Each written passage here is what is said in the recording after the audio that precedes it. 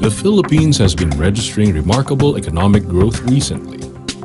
Now is the opportune time for the government to promptly craft an inclusive growth model where the industrial sector would play a key role in generating investment, employment, and innovation.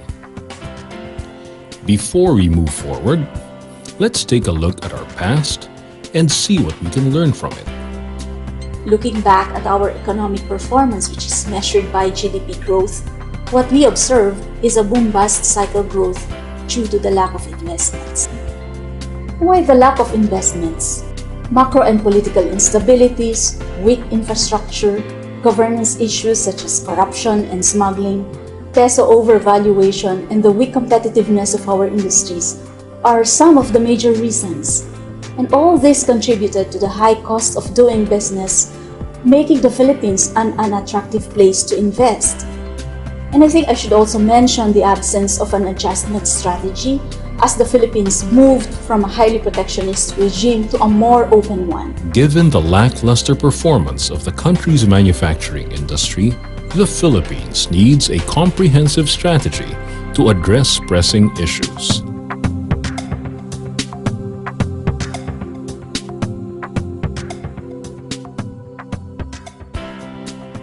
The government must address the weak competitiveness and declining productivity of our industries, and most importantly, the lack of structural transformation and technological upgrading.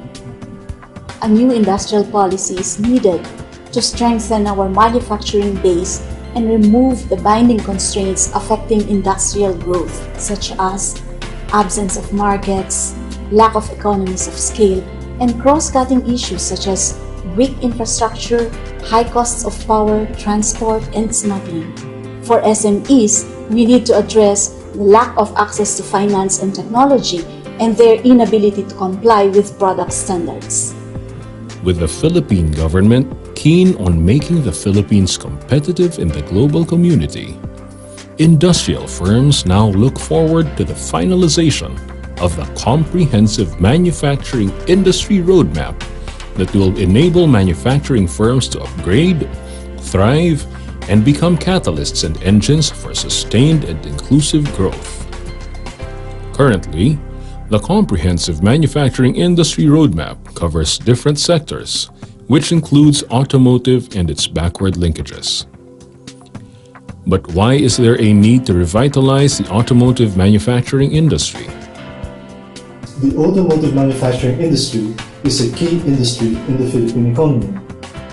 A key industry has high multiplier effect. From the perspective of industries and firms, multiplier effect refers to the spread of beneficial effects from one firm or industry to the rest of the economy. Now, these beneficial effects ripple throughout the economy, increasing output, household income, employment, taxes, and many more. The multiplier effect of the automotive manufacturing industry is either number 1 or number 2 in the entire economy. Also, a key industry must have strong and evenly dispersed production linkages. The automotive manufacturing industry fits the bill because it has strong and evenly dispersed backward linkages. 1 billion pesos worth of investments in the industry has the potential of generating 2.6 to 3.4 billion pesos additional output in the economy. If we take into account the consumption activities of those employed in the industry and the rest of the economy, 1 billion pesos worth of investments in the automotive manufacturing industry will generate 3.7 to 4.1 billion pesos additional output in the economy. 1 billion pesos of investments in the industry can raise household income by 50 to 330 million pesos. Also, at least 2,000 jobs can be created by 1 billion pesos of investments in the automotive manufacturing industry. Because the automotive manufacturing industry has a high multiplier effect, it also has high potential for quality job creation. As Department of Labor and Employment Secretary Rosalinda Baldos said, manufacturing has the ability to generate higher quality and more permanent employment.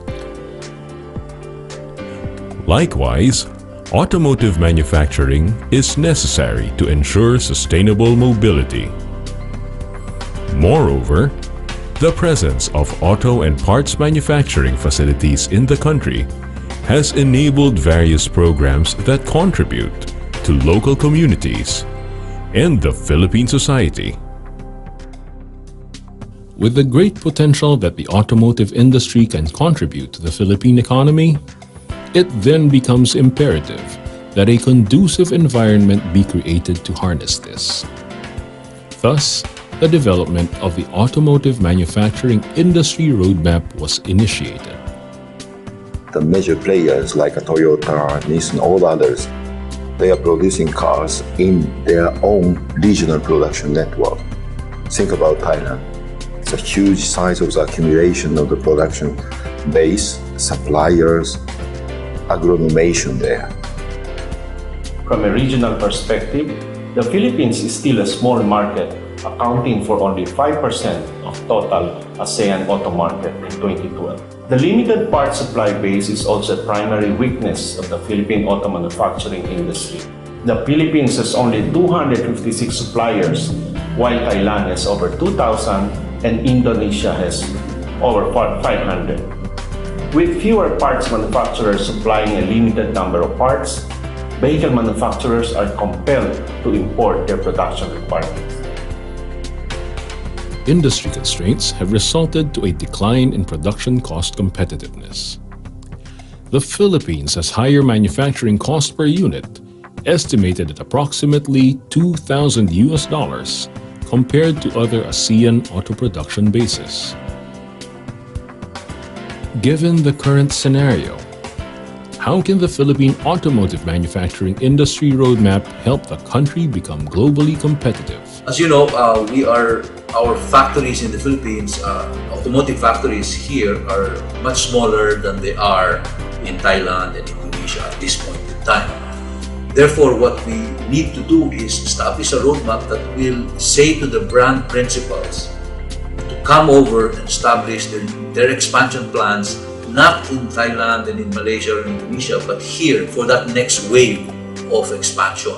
And that therefore, a roadmap that is clear, that is long-term, is necessary because these decisions are very important and will necessitate a decision that will impact the long-term viability of those brand principals to market their products in ASEAN.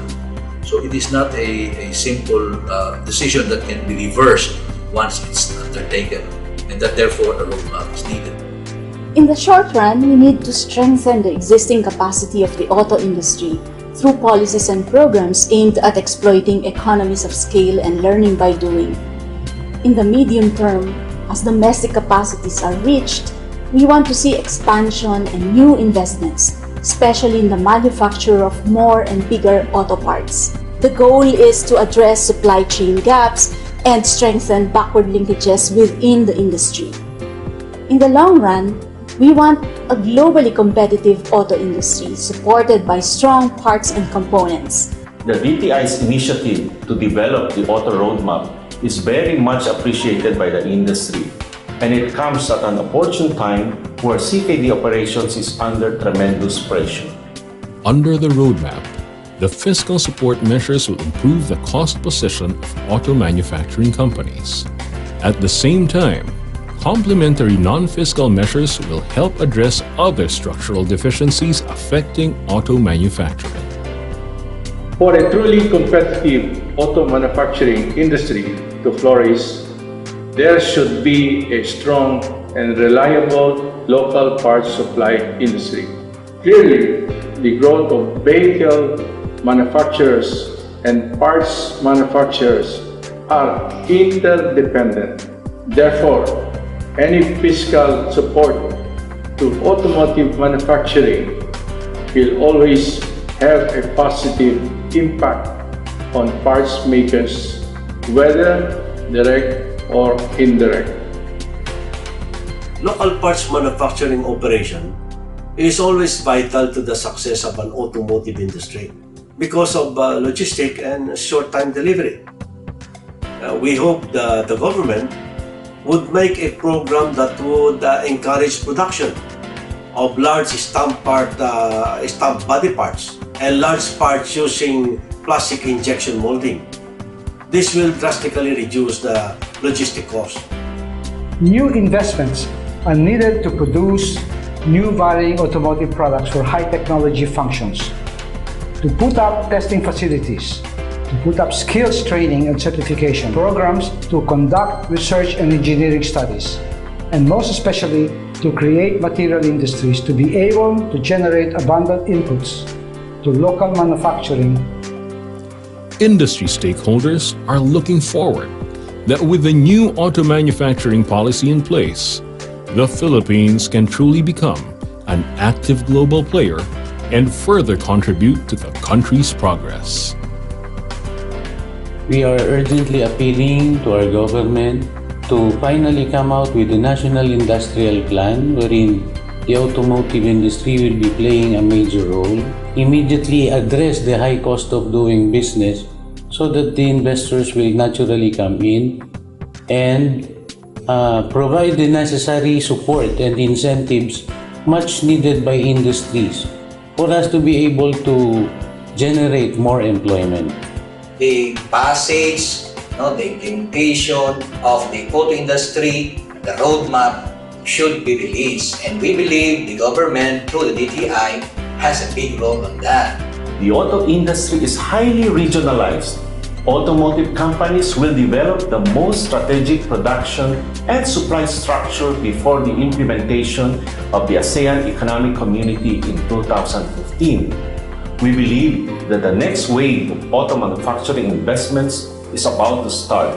We should be able to capture some of these investments in order to build domestic capacities and reach a competitive level of production by 2022.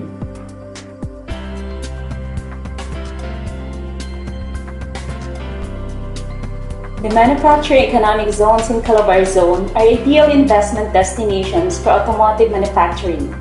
At present, there are about 30 operating economic zones in the region that could provide instant access to the existing network of automotive suppliers in the region. TESDA also provides the best environment for export expansion, and our ecozones can serve as export platforms for automotive manufacturing firms.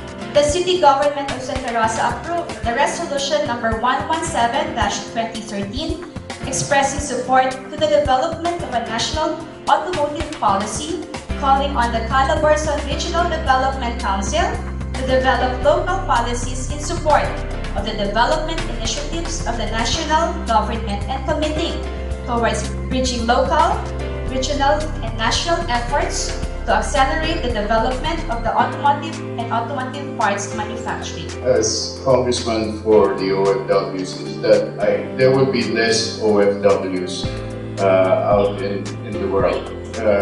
I would love the economy of the Philippines to be robust, to be stronger. I want the Philippines to be competitive with the Asian countries, so our OFWs do not have to leave to make a life.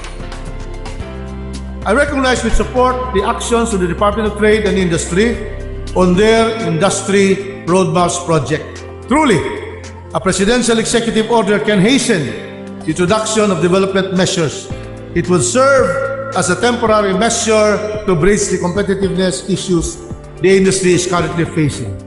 The Philippine Manufacturing Industries Roadmap projects the integration of an automotive industry into an ASEAN regional production network by 2022. We must ensure that this becomes a reality. We feel that today or this time is the window of opportunity that we must not miss. Right now, most brand principals are discussing facility expansion and making model decisions that will impact the ASEAN economies over the next 10 years, and that therefore we must make sure that we capture our fair share of those decisions, of production location decisions, so that the Philippines can play a more meaningful role in the industrialization of our country and of the rest of ASEAN. We are confident that once this roadmap is approved and implemented, the Philippines will be an active player in the Asian automotive activities. I hope this is the right, which can generate jobs and more opportunity for Filipinos and the country. We urge government to consider our proposal. We pray that this roadmap may be early approved. By creating the proper environment and ensuring that domestic industries are not disadvantaged by international competitors, the government can promote the success of our firms in both the domestic and international markets. Only with the right environment can industries unleash their full potentials to become an engine for inclusive growth and job creation.